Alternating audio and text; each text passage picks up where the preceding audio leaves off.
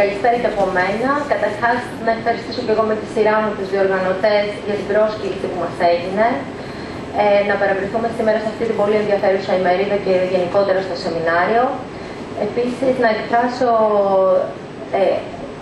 την έκπληξη, τον ενθουσιασμό για τη δομή αυτού του σεμιναρίου με την επιλογή των θεματικών ενωτήτων που έχει γίνει μέχρι τώρα, που ουσιαστικά, αν σκεφτείτε, είναι οι προσεγγίσεις, είναι η σκοπιά που μπορεί να δει ο καθένας από εσάς για να αναπτύξει ένα θέμα τέτοιου σεισμού, είτε σε σχολείο είτε να το προωθήσει προς σχολεία της περιφέρειάς του.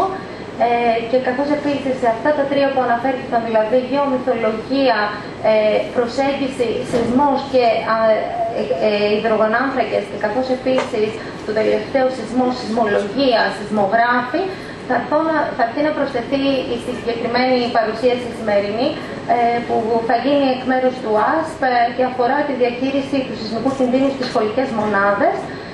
Και μέσα σε αυτό θα προσπαθήσω λίγο να εκφράσω και κομμάτια από την αυτοπροστασία, δηλαδή στοιχεία τα οποία θα πρέπει ο καθένας από εμάς, μια και ζούμε σε μια τέτοια χώρα, να γνωρίζει.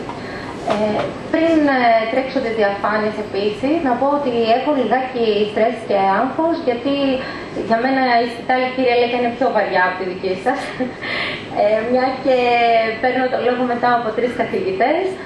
Ωστόσο, θα προσπαθήσω να είμαι εντάξει, κύριε Αντιπρόεδρε του ΑΣΠ. Ο ΑΣΠ, λοιπόν, για όσους δεν γνωρίζουν, που εκτιμώ ότι λίγοι θα είναι αυτοί σήμερα στην αίθουσα, είναι ο Οργανισμός Αντισυσμικού Σχεδιασμού και Προστασίας, που στην Ελλάδα έχει ένα βασικό σκοπό και αφορά στην επεξεργασία της αντισυσμικής πολιτικής στη χώρα. Αυτό σημαίνει πάρα πολλά πράγματα, δεν θα καθίσω να τα αναπτύξω, απλά θα δώσω σε αυτή τη διαφάνεια τους 5 βασικούς άξονες αντισυσμικής πολιτικής στην Ελλάδα. Ο πρώτος, που έχει να κάνει με την έγκυρη και έγκυρη ενημέρωση, μπορεί να το βλέπετε κάτι πάρα πολύ γενικό, είναι πάρα πολύ ουσιώδες, γιατί γίνονται προσπάθειες από την πλευρά της πολιτείας να δέχεται ο κάθε πολίτης ή ο κάθε αρμόδιος, γιατί εσείς είστε θεσμικά αρμόδιοι ως εκπαιδευτικοί, να έχετε κάποιο ρόλο σε περίπτωση έκτακτης ανάγκης από σεισμό, να δέχεται μία συγκεκριμένη ενημέρωση για το σεισμικό γεγονός που έχει συμβεί στη χώρα και στην περιοχή του. Αυτό έχει επιτευχθεί με, όπως ανέφερε ο κ. Σόμπατ πριν, με τη χρηματοδότηση του ενιαίου εθνικού δικτύου σεισμογράφων, που από το 2008 άλλαξε τα γεγονότα της γνώσης στον χώρο της σεισμολογίας. Το δεύτερο πάρα πολύ βασικό άξονα της σεισμικής πολιτικής, που και αυτός έχει πάρα πολλές διαστάσεις, έχει να κάνει με τις κατασκευές, με τα κτίρια, με τις υποδομές. Αναφέρθηκε από προηγούμενους ομιλητές ότι ναι, όντως ζούμε σε μια χώρα που υπάρχουν γερά κτίρια. Αυτό είναι μια προσπάθεια που έχει γίνει από την πολιτεία, με πρώτον τον ελληνικό αντισυσμικό κανονισμό, που ισχύει και επικαιροποιείται ανατακτά χρονικά διαστήματα όποτε αυτό απαιτείται. Το τρίτο και βασικότερο κομμάτι, που είναι και ένα κομμάτι που στο πλαίσιο της οποίας θα γίνει τη συγκεκριμένη ενημέρωση σήμερα προς εσάς, αφορά την δημιουργία μιας αντισυσμικής κουλτούρας, μιας αντισυσμικής παιδείας στους Έλληνες πολίτες. Που αυτό γίνεται μέσα από ένα πολύπλοκο πλαίσιο, που ένα μέρος είναι η ενημέρωση, η ευαισθητοποίηση προς κάθε κατεύθυνση, σε ειδικές ομάδες στόχους, αλλά και το άλλο είναι η εκπαίδευση. Γιατί είναι πολύ διαφορετικό, εσείς γνωρίζετε περισσότερο από όλους μας εδώ μέσα, ότι η εκπαίδευση είναι κάτι μακροχρόνιο, κάτι δύσκολο, κάτι που φτιάχνει παιδείες, κάτι που γίνεται με βιωματικούς τρόπους. Το τέταρτο κομμάτι στη σειρά αφορά τα μέτρα ετοιμότητας που θα πρέπει να έχουν όλοι οι θεσμικά αρμόδιοι, και εδώ πέρα παίζει πάρα πολύ μεγάλο ρόλο η εκπαιδευτική κοινότητα. Από το θεσμικό σας ρόλο σε εκπαιδευτική έχετε χώρο και σε αυτό το κομμάτι.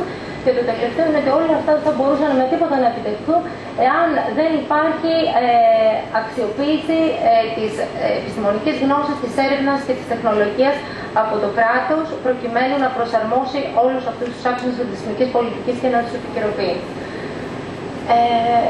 Είπα λοιπόν ότι ο τρίτος βασικός στόχος είναι αυτός που αφορά την εκπαίδευση και ενημέρωση του πληθυσμού. Ποιος είναι ο στόχος? Πρέπει να γίνει ξεκάθαρο λοιπόν ότι ως πολίτες αυτής της χώρας που είναι η πρώτη χώρα σε έκκληση σεισμικής ενέργειας στην Ευρώπη, στη Μεσόγειο. Η Ελλάδα λοιπόν που ζούμε σε αυτή τη χώρα θα πρέπει κάθε Έλληνας πολίτης να έχει μια αντισεισμική παιδεία. Δηλαδή να αντιδρά μηχανοποιημένα και αυτόματα σε ενδεχόμενο κούνημα, σε ενδεχόμενο σεισμό. Είναι ένα πάρα πολύ χρονοβόρο εγχείρημα και πάρα πολύ φιλόδοξο και ομολογώ ότι στα 30 χρόνια λειτουργίας του ΑΣΠ έχουν γίνει πάρα πολύ σπουδαία βήματα, αλλά ωστόσο υπάρχει πολύ ακόμα προσπάθεια που πρέπει να βελτιωθεί και να εντατικοποιηθεί. Εδώ να πω ότι αρχικά ο ΑΣΠ απευθυνόταν σε μαθητές.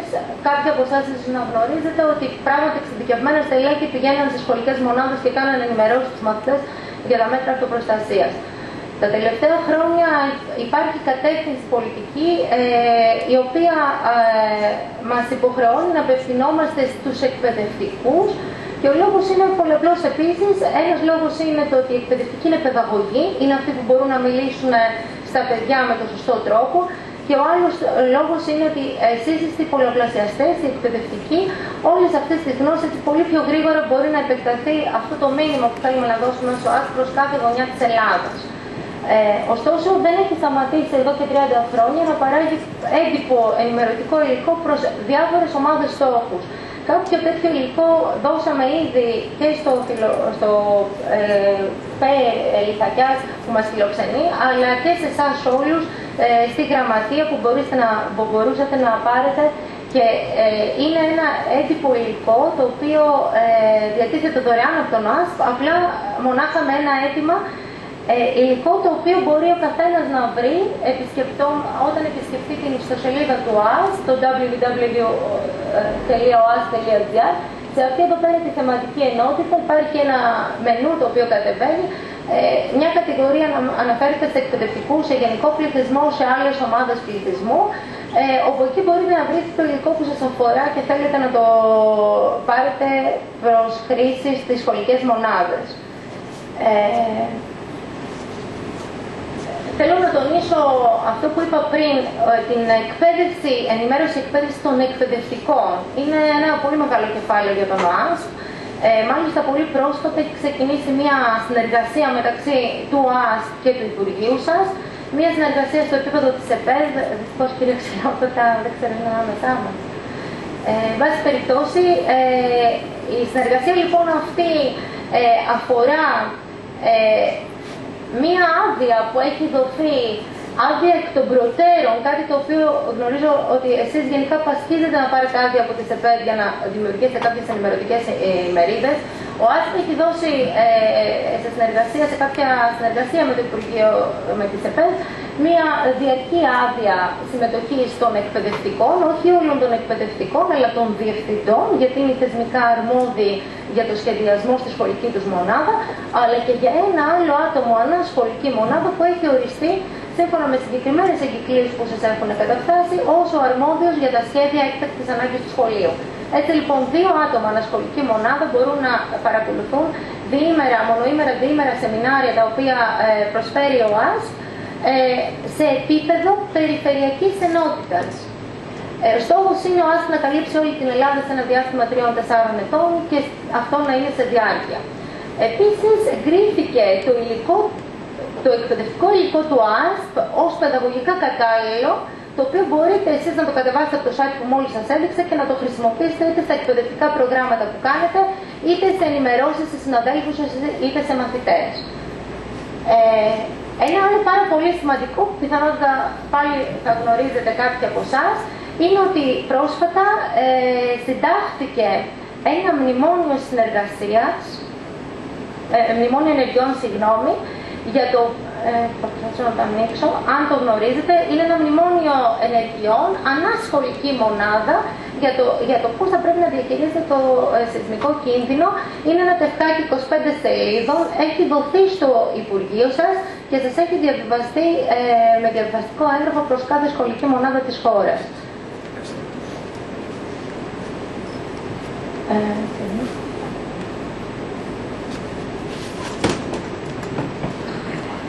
Επίσης, το τι σημαίνει η διαχείριση του σεισμικού κινδύνου, για να έρθω και στο διατάφτα, περιγράφεται πάρα πολύ ωραία από τον ΟΑΣΠ επίσης, σε ένα σχετικό έγγραφο το οποίο μπορείτε να αναζητήσετε και μέσα στην ιστοσελίδα μας αλλά και στο Υπουργείο σας. και περιλαμβάνει τα εξής, θα σας πω ακριβώς τα στάδια τα οποία περιλαμβάνει, αλλά πριν ξεκινήσω να πω ότι πρόσφατα έκλεισε ένα ευρωπαϊκό πρόγραμμα, έτερος ήταν και ο ΑΣΠ σε αυτό, το οποίο δίνει μια άλλη διάσταση, μια καινούργια διάσταση στα πράγματα των σεισμών. Δεν παραμένει στην ευαισθητοποίηση των μαθητών ή των εκπαιδευτικών ή του γενικού πληθυσμού στους σεισμούς, αλλά προσπαθεί να δώσει τη διάσταση των ψυχοκοινωνικών επιπτώσεων που μπορεί να έχει ένα τέτοιο συμβάν σε μικρά παιδιά. Από αυτό το πρόγραμμα, το οποίο μπορείτε να βρείτε όλο το παραδοτέο υλικό σε αυτό εδώ πέρα το site του Μουσείου Φυσικής Ιστορίας, γνωρίζω ότι πάρα πολλοί από εδώ προέρχονται από το Ηράκλειο Κρήτης. Εκεί λοιπόν το Μουσείο Φυσικής Ιστορίας, που ήταν και ο coordinator, ο συντονιστής του προγράμματος, θα μπορείτε να προμηθευτείτε αυτή τη συγκεκριμένη μουσιοσκευή, η οποία περιλαμβάνει υλικό, να την δανειστείτε από το Μουσείο Φυσικής Ιστορίας, από τον ΟΑΣ, ή αν προέρχονται κάποιοι από το Βόρειο Αιγαίο, ένας άλλος έτερος ήταν και το Μουσείο Φυσικής Ιστορίας στο Σύγκρι, του απολιθωμένου δάσους. Μπορείτε να προμηθευτείτε μια τέτοια συσκευή και να τη δουλέψετε στο σχολείο για όσο χρόνο χρειαστείτε, όπου περιλαμβάνει πάρα πολύ χρήσιμο έτοιμο υλικό και πιστοποιημένο υλικό επιστημονικά και ερευνητικά. Ένα παραδοτέο πάρα πολύ ενδιαφέρον για τους εκπαιδευτικούς είναι αυτό που αφορά τις ψυχολογικές επιπτώσεις σε παιδιά και αναφέρονται και οδηγίες προς εκπαιδευτικούς για το πώς μπορούν να αμβλύνουν αυτές τις ψυχολογικές επιπτώσεις και να προετοιμάσουν τα παιδιά για να δεχτούν ένα σεισμικό συμβάν. Το τι σημαίνει η διαχείριση λοιπόν του σεισμικού κινδύνου είναι τρία αυτά πράγματα. Είναι το να συντάξουμε ή να επικαιροποιήσουμε το σχέδιο ανασχολική μονάδα, είναι να ενημερώσουμε όλους τους εμπλεκόμενους που είναι εκπαιδευτικοί μαθητές και γονείς για το τι σημαίνει αυτοπροστασία, τι πρέπει να κάνουν, ποιες είναι οι σωστές ενέργειες και το πολύ πολύ σπουδαίο είναι να διοργανώνονται ασκήσεις ετοιμότητας με θέμα το σεισμό. Όλα αυτά λέγονται σχεδιασμός και είναι 4 τα στάδια σχεδιασμού γενικότερων εκτάκτων αναγκών. Η σύνταξη του σχεδίου είναι το 1, η ενημέρωση είναι το 2, το 3 είναι οι ασκήσεις και μετά θα πρέπει να επιστρέφουμε για να επικαιροποιούμε τον υφιστάμενο σχεδιασμό αν κάτι έχει πάει στραβά, αν κάτι δεν έχει λειτουργήσει όπως το είχαμε σκεφτεί. Θα πω λιγάκι πολύ γρήγορα σε προδιαγραφές για το πώς θα συντάξουμε, βασικές προδιαγραφές αυτές που θα πρέπει να ισχύουν για το πώς μπορούμε να συντάξουμε ένα σχέδιο σε κάθε σχολική μονάδα. Πρέπει να χρησιμοποιούμε όλους τις εισόδους-εξόδους. Ισχύει η αρχή της εγκύτητας, δηλαδή ο πιο κοντινός στην έξοδο χώρος εκενώνεται πρώτος. Έτσι λοιπόν στο σχεδιασμό μας θα πρέπει να γνωρίζουμε ότι το πιο κοντινό, ο πρώτος όροφος, το ισόγειο θα βγει πρώτο, ο πρώτος όροφος μετά και ο δεύτερος θα ακολουθήσει και ούτω καθεξής. Πολύ σημαντικό είναι να χωρίζουμε το κτίριο ανάλογα με το σχήμα του σε κάποιους επιχειρησιακούς τομείς για να μπορούμε να τους διαχειριστούμε ευκολότερα και ανάλογα με το δυναμικό του κτιρίου.